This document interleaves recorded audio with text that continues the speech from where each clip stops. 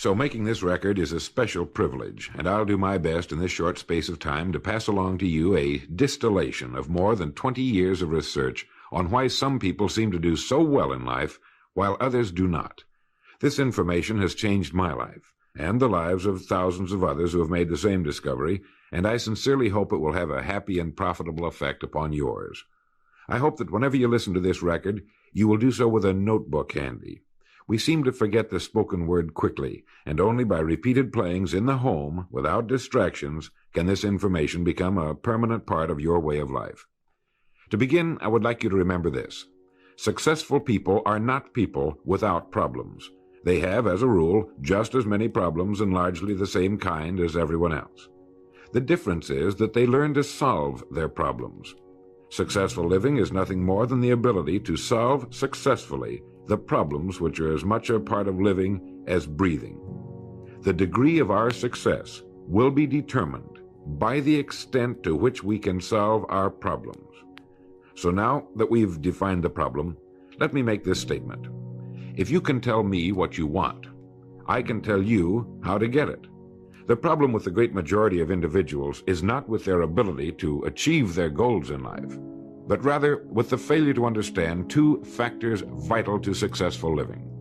The first is to make the decision as to what it is we want enough to give it most of our attention until it's been achieved, and to clearly define it.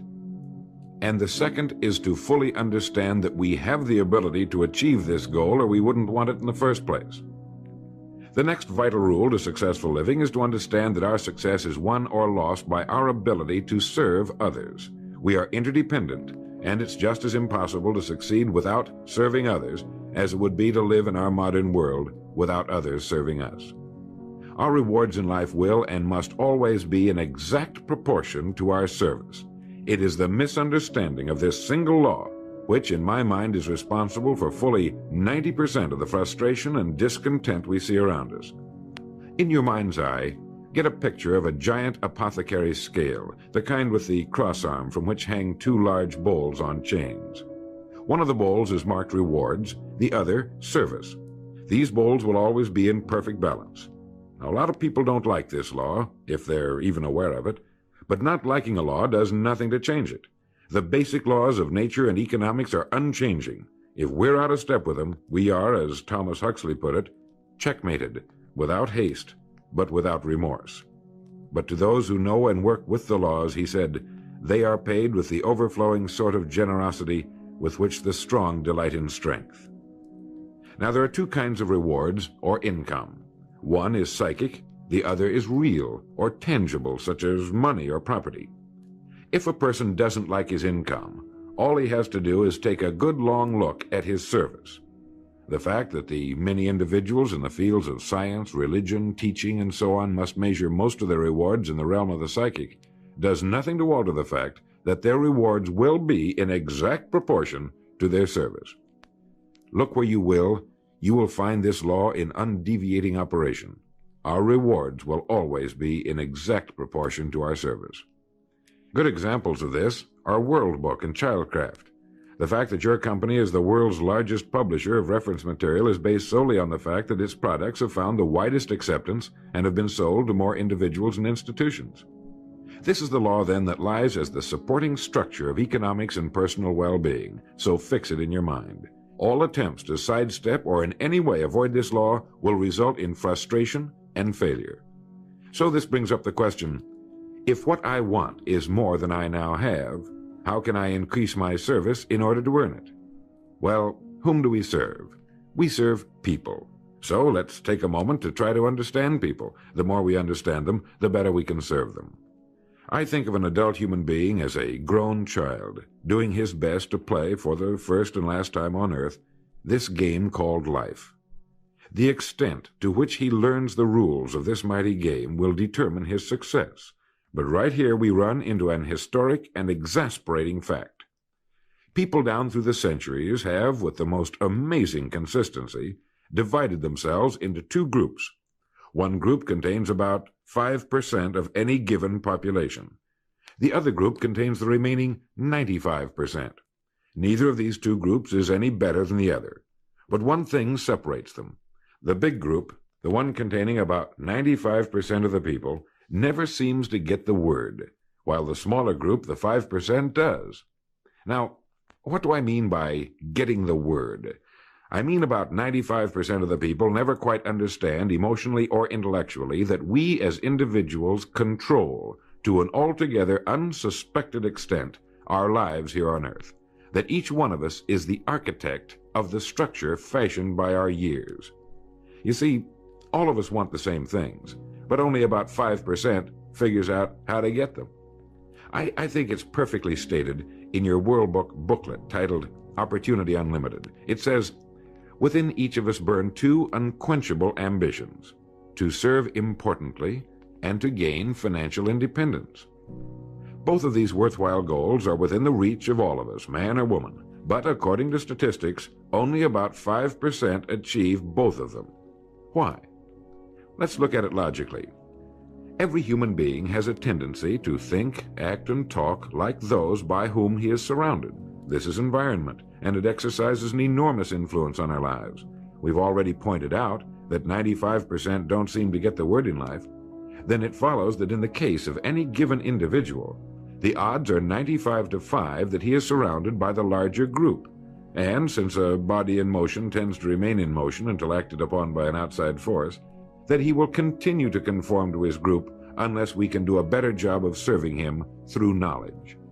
Here is our largest opportunity for service, and the rewards will take care of themselves. Now, right here, let me restate what we've covered so far. Our rewards, psychic and tangible, will be in proportion to our service. The failure of most people to live successfully is not caused by their lack of abilities, far from it, but rather in their failure to decide what it is they want, and understanding that our wants are governed by our talents and abilities, and that we are divided into two groups of roughly 5% and 95%, and that it's the 5% group which is successful. So here, let me give you a definition of success which, to my mind, covers the subject completely. Success is the progressive realization of a worthy ideal. That is, anyone who knows where he is going in life is a success. At the moment he makes the decision of what it is he intends to accomplish, of what it is he considers a worthy ideal, he is successful. Once this goal has been accomplished, he is again, by our definition, a failure, until he establishes a new goal toward which to work. To my mind, this is what we as human beings were intended to do, to go through life from one achievement to another, and to finally come to the end of our road here on earth, still reaching, still working toward a new and better plateau on which to stand. For this is to live and live completely, to know as much as we can know, to serve as much as we can serve, to accomplish as much as we can accomplish. Well, since success is the progressive realization of a worthy ideal, why are we faced with only 5% who can be called really successful? Because the best estimates available tell us that only about 5% will ever decide upon and define the one thing they want. One thing, because we can only do one thing at a time. To my mind, the story of a person's life is the story of a quest, a search to which he devotes his life. We know that the happiest people on earth are those who know exactly what it is they seek and set boldly out to find it. And while we're all dreamers, the fortunate ones are those who have found a dream so exciting and worthwhile that they'll devote a part or all of their lives to making that dream come true. But while all dream, by far the great majority, that 95%, never realizes that a persistent daydream is often the point on which we should set our compass, the place toward which it is meant for us to journey. The tragedy is that the great majority shrugs off this built-in direction finder and returns to the wide, visible, well-marked road in life which they feel must be the best road because it carries the heaviest traffic. Well, let's make this point clear. The road in life with the heaviest traffic is not the best road to follow, for it is the road of the 95%. It is the road with no more opportunity and with 19 times as much competition. Let me very briefly tell you how I got started on this business of making a study of people and why they wind up the way they do. I spent nearly 20 years looking for the secret to achievement. I didn't know it was older than the pyramids and had appeared in more than 50 million books. It started in 1933 during the last Depression for me. I was bothered by the difference that existed between what I had been told and what I could see around me. For example, I had been told that man was God's noblest creature and had dominion over all the earth and all its other creatures. I knew this was true, but in my neighborhood the creatures were eating better than we were, and I wanted to know why so many were poor when there was such abundance on the earth. They had no money, but there was still as much as there had been a few years before. Where it had gone? They had little education, yet education was on every side of them. They had very little food, yet it was raised in abundance. They lived in inadequate and ugly dwellings, yet there were good homes for sale. Well, it was apparent to me that these people didn't have the answer to the problem. They were good people, but they didn't have the answers. Here were people who were discouraged and confused in a world which should have been filled with challenge and excitement. It's true that we were in a period of general depression, but to the thinking individual, this represents another problem to be solved, another challenge to overcome. And to many, it was the thing that sparked their greatest accomplishments. I remember reading something once about discouragement. It was a fable about a devil's sale, and he had his many wares on display. There was the rapier of jealousy, the dagger of fear, the strangling noose of hatred, each with its high price. But on a purple pedestal, gleaming dully in the light, was a worn and battered wedge. This was the devil's most prized possession, and it was not for sale, for with it alone he could stay in business. It was the wedge of discouragement. Well, as I remember it, the people in my neighborhood were a pretty discouraged lot. Now, discouragement can only come from one of two things. One, a lack of information, or two, a situation over which we can exercise no control. It is very seldom that we're faced with number two. Almost all discouragement can be traced to a lack of information. If you find yourself falling from the top of a high building, you could justify discouragement, but it can be traced to your having made the fatal step, and that was a lack of information about the law of gravity. When I asked these people why we were in the fix we were in, they did a very human thing. They blamed other people. They looked everywhere for the answer except where it really was, within themselves. These were the 95%. And I decided to find out just what it was that separated the haves from the have-nots, not just in a financial sense, but in every sense. I found the answers in books written by great men. I found the answer in the Bible. Why didn't these people of whom I speak know the answers? They didn't read good books. They didn't read the Bible. Everyone owned one because it was fashionable, like a set of Shakespeare, but they didn't read that either. They were discouraged because they lacked information. They didn't know the rules of this game called life, and they had been checkmated, without haste, but without remorse. They didn't realize that without a goal, an aiming point, we're without purpose or direction.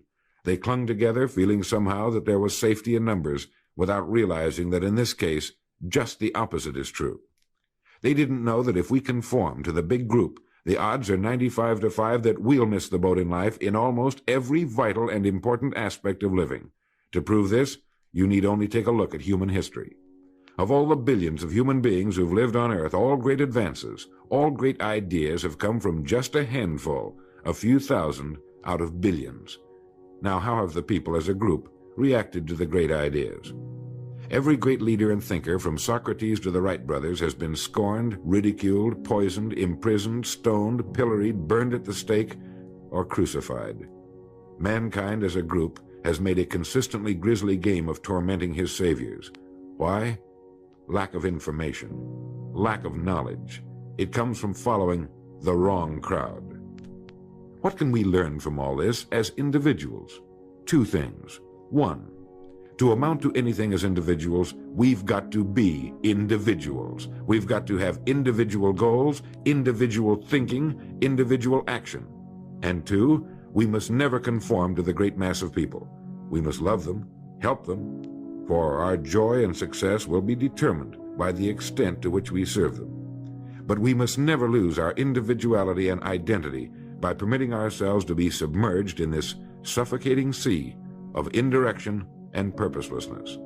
There's nothing wrong with emulation. In fact, it's a good idea, so long as we emulate a person who represents that which we wish to become, but never the crowd, never the 95%. And you know what the answer was, the secret to achievement that I had devoted nearly 20 years to finding? Its pure simplicity had caused it to elude me, just as it manages to elude the majority of the people in any given age. I had been looking for something complicated, something only a mind prepared by years of study could grasp, and I found the answer so simple a child can understand it. In 6 words, we are what we think about. Our minds, our thinking, controls our destinies here on earth to a degree totally unsuspected by the great majority of people. When you think about it a moment, it becomes so obvious, so clear and simple. Well then, if we become what we think about, and if we can control our minds, we can pretty well tell our own future. And that's the point I want to make. That's what I meant when I said earlier that each one of us is the architect of the structure fashioned by our years. This means that if we're confused about what we wish to become or accomplish, our lives, our environment will mirror that confusion. It also means that if we know what it is we seek, that it must be accomplished. Barring an act of God or a catastrophe over which we have no control, we as individuals can call our own shots for the rest of our lives. We can know what it means to go through life from one success to another, to play life according to the rules and reap the rewards. We can know what it means to have peace of mind and live calm, cheerful, successful lives. You are at this moment the sum total of your thoughts to this point, for there is nothing else you can be. And 5 years from now, you can be and have anything you set your entire mind and heart upon. Turn this record over now, and let me tell you of a way you can use this law to accomplish more in 5 years than the average person does in 40. Succeeding in life has always been a matter of doing that which the great majority does not do. Now let's keep this in mind as we get into this business of goals. It isn't that I want to make an invidious comparison between the 5% and the 95%, not at all. That's just the way it is, and if we don't recognize it, it will be to our cost. At the beginning of this record, I made the statement, if you can tell me what you want, I can tell you how to get it. You see, the trick is not in achieving our goals, it is in establishing them. A ship would never leave a harbor if it did not have a destination. An industrial plant would never open its gates if it did not have a product or a purpose. Football would not be played without goalposts, nor would baseball without a home plate. Every business operates for a purpose. Every game has a reason. Getting back to the analogy of our ship, if you were to climb to the navigation bridge and ask the captain the name and location of his next port of call, he would tell you immediately. There's not the slightest doubt in his mind. Can you tell anyone your destination just as quickly and in one sentence? The captain of the ship knows that he can arrive at only one port at a time. He knows that it's impossible to arrive at two. Do you know that? He also knows that his destination will be invisible for fully 99% of his voyage, but he knows it's there, and that he'll reach it, barring an unforeseen catastrophe, if he will just keep doing certain things a certain way every day. One fine morning his destination will appear on the horizon. He'll sail into port, his voyage successfully completed. When his business has been accomplished, he'll then sail to another predetermined port of call, and this will take him and his ship from one success to another for the rest of both of their lives. By understanding that he can reach only one port at a time, the owner of a ship can, in the short space of a very few years, reach hundreds of ports successfully. There'll be problems, lots of them, but they'll be solved, and the ship will steam its solitary course over the deep oceans of the world, devoting its life to accomplishing its mission and contributing its share to the welfare and economy of the world. Men and women who follow this sensible, obvious, and meaningful way of life will do the same. But the paradox is that most are like ships without rudders. They're subject to the whims of wind and tide. And while they hope they'll one day arrive in a rich and bustling port, you and I know that for every narrow harbor entrance, there's 1,000 miles of treacherous and rocky coastline. The chances of their just drifting into port are 1,000 to 1 against them. These are the unfortunate people who, not knowing the rules, believe that circumstance controls our lives. They believe in luck and superstitions, fate, the breaks. They believe that success comes as the result of who you know, not what you know. And while they cling to their false alibis, life passes them by, for the rules of life are just, and they are checkmated, without haste, but without remorse. Now what about you? Remembering that the definition of success is the progressive realization of a worthy ideal, what's the ideal toward which you are working, now, today, yesterday, and tomorrow? Can you write it in one sentence? Is your goal sharply and clearly defined? Now, for a moment, let's return to the message in your booklet, Opportunity Unlimited. It reads, "Within each of us burn two unquenchable ambitions, to serve importantly and to gain financial independence." The first of these two desirable goals you've already achieved by being in the World Book Childcraft Organization. Now let's take a look at the second ambition, financial independence. I mentioned on the first side of this record that I could tell you how you could be and have anything you set your mind on in 5 years. To better understand this, you must examine one of the most overlooked facts in the world. It is that every job, no matter what it may be, holds somewhere within itself the key to everything we want in life, the key to greatness. But we must look for it, and we must think. Since only about 5% make the grade, we must place ourselves in this percentage group. We can do this by making 2 decisions. The first is to decide once and for all that this is what you're going to do for a living, that this is going to be your career, since its opportunities are unlimited and it's constantly growing with our dynamic economy and our exploding population. In the past 13 years, World Book sales have increased 800%, and even this enormous volume is expected to double in the next 5 years or less. I think you can easily see that by being in this business now, your future is unlimited in this organization, both from a career and economic standpoint. It is being undecided, uncommitted about what we're going to do that keeps us from doing our best. We're working with one hand and looking around with the other. As a result, we do neither satisfactorily. And remember, this work contains within it the road to greatness, the key to anything you want for yourself and your family. Hundreds of people have already proved this in the last few years, so make the decision once and for all. Once this has been made, you'll feel as though a weight has been lifted from your mind. Perhaps for the first time in your life, you'll know where you are in the world. You know you have a place where you can serve, where you're needed and respected, where what you're doing is important. Once this decision has been made, we come to the second. Decide to become a professional at your business. You see, we can either compete or create. If we compete with all the other people in our line of work, we must be willing to accept the same rewards. If that's what we want, fine. But if we want to become professionals at what we do, then we must create. And when we begin to do this, there's no limit to that which we can achieve. We hear a lot these days about a word called security. Everyone wants security, but not 1 in 10 can tell you what it is. Most people will tell you that security rests with a job. This is impossible. There is no such thing as a job that represents security. Anyone with a job can lose it for any one of 1,000 reasons at any time. Those people I saw back in 1933, demoralized and afraid, thought that a job represented security. And when it had been taken from them, they had lost everything. They found themselves lost in a world they didn't understand. No, a job cannot represent security. There is only one place on earth you can find security, and if it isn't there, it isn't anywhere. It's inside of a person, never outside.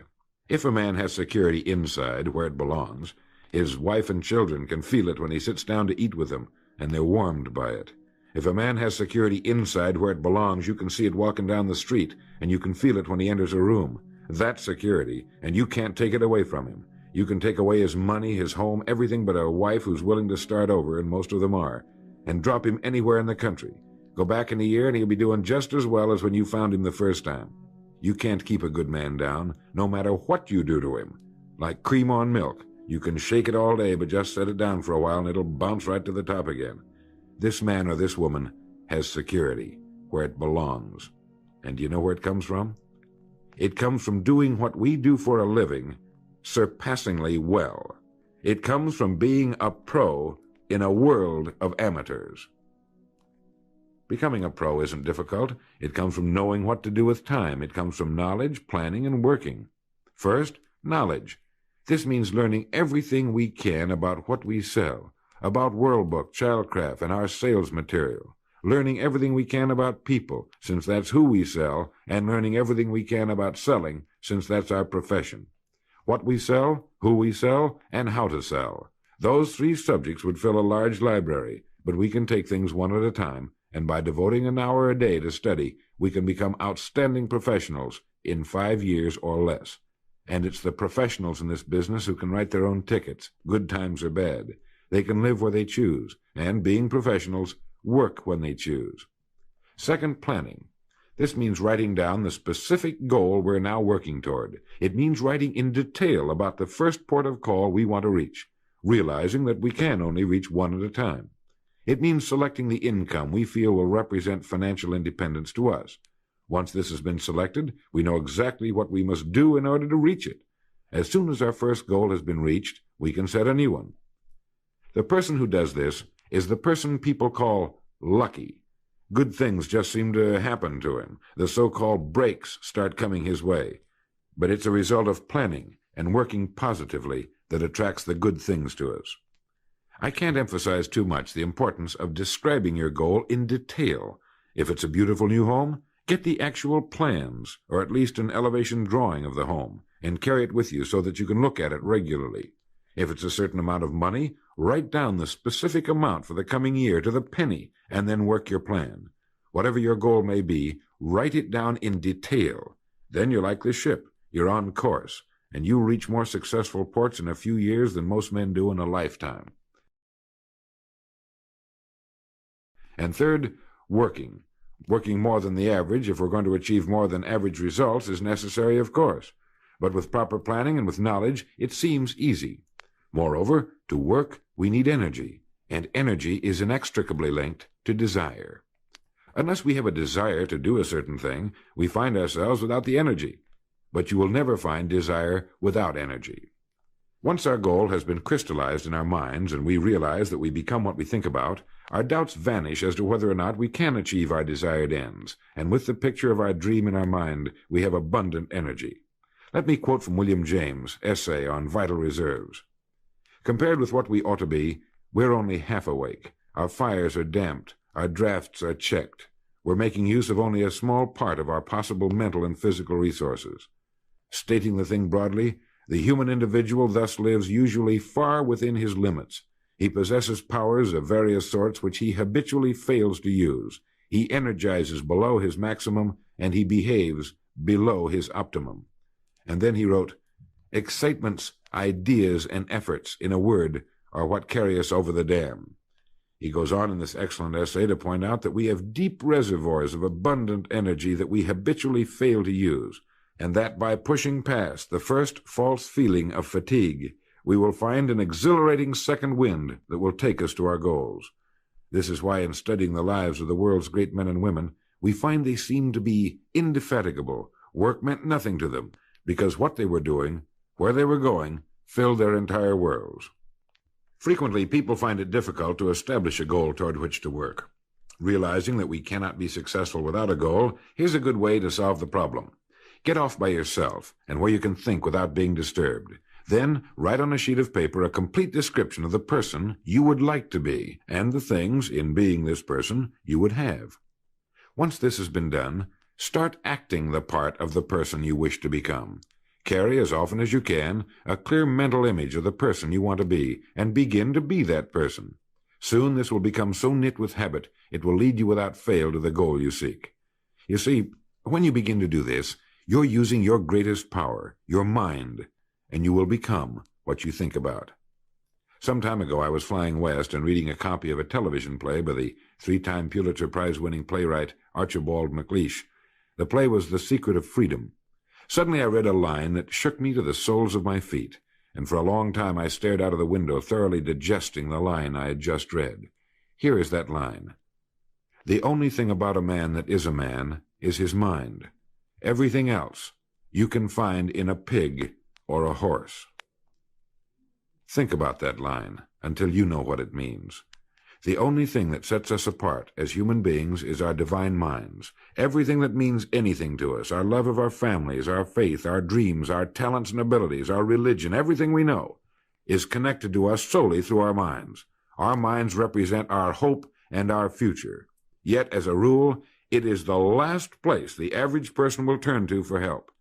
Your mind contains riches beyond belief, but you must prospect this rich and largely unexplored continent. And the only way it can be prospected is by systematic study and systematic thinking. Your mind is like a muscle. It will develop only to the extent that you use it, no more. By devoting an hour a day to study, you're building your mind into a powerful and creative servant. If you only do this 5 days a week, it comes to 260 hours a year. That's 1,300 hours in 5 years, or the equivalent of 162 8-hour days devoted to study and research. Believe me, if you'll do this, In 5 years, you'll be one of the most accomplished professionals in your field, and you'll have the world on a string. You will virtually be able to write your own ticket. The average man works 8 hours a day, about 50 weeks a year, for 40 years. That's time enough to become great at anything. The time will pass anyway. We might as well reap the rewards. So now, let's sum up and reduce the whole thing to a workable formula, a set of rules for this game of life that cannot fail to take us to where we wish to go. The first and most important thing to remember is the rule that controls our life. We become literally what we think about. This means that we must establish a worthwhile goal toward which to work, a goal that will occupy our minds most of the time. This goal should be written out or illustrated. We should look at it and restate our purpose every morning, every night, and as many times during the day as we can. We must fully understand, emotionally as well as intellectually, that whatever it is we set our heart upon will become real in our lives. We must also remember the law that lies as the basic foundation for all economics and personal well-being as well. Our rewards will be in exact proportion to our service, and if we want to get into the top 5% of the people, we must often cut ourselves away from the effects of our environment and become individuals with individual goals, individual thinking, individual actions. We must realize that our daily work contains more opportunities than we could develop in a lifetime, and that our job contains within itself the key to greatness, the road to everything we could possibly want in life for ourselves and our families. We must realize, too, that security can be found in one place only, inside of us. If it isn't there, it isn't anywhere. And the only road to security lies in doing what we do for a living surpassingly well. And lastly, that we must become professionals at what we do, and that becoming a pro involves knowledge, planning, and working. Knowledge of what we sell, who we sell, and selling. Planning by establishing the goal, which automatically establishes our work pattern. The great salesman is like the great golfer. It looks easy the way he does it, because it is easy the way he does it. But it took time, dedication, and work in its accomplishment. Is it worth it? You bet it is. P.G. Hamilton once wrote, "Let's be different. A strong life is like that of a ship of war, which has its own place in the fleet and can share in its strength and discipline, but can also go forth alone to the solitude of the infinite sea. We ought to belong to society, to have our place in it, and yet be capable of a complete individual existence outside of it. And remember the strangest secret, will you? You are now, and you will become, what you think about." Thank you.